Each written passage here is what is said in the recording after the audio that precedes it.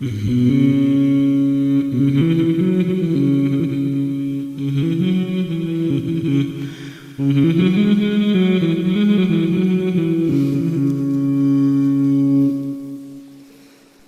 namni hedduun gaafataatu turtanii isin suudhuuf yaqoonni geerari nutti hin jalleessini samaaliin geerarre mooni jirti rakkooni hannaan jechaatu turtanii lakkiin jirtu rakkooni arraan fidee dhufe gargaara mijeessinanii arraan dhufe fide gargaara mijeessinanii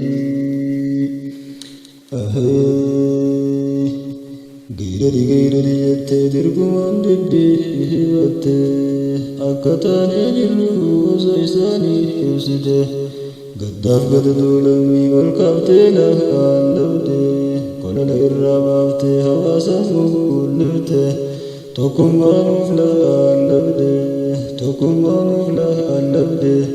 diinammoo gara haarabde dhaamsa keessan geebalee baala malleesiif guutte dhaamsa keessan geebalee baala malleesiif guutte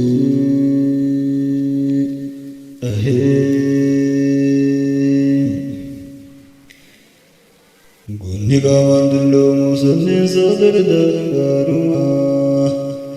sabaaf gaachana tahee gabbee dorruuf falmaa birriin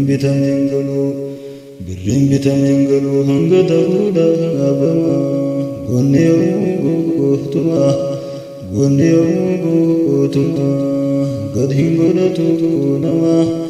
nafaaf lafa safarratti safaataan beekumaa nafaaf lafa safarratti safaataan beekumaa gunni yommuu gootumaa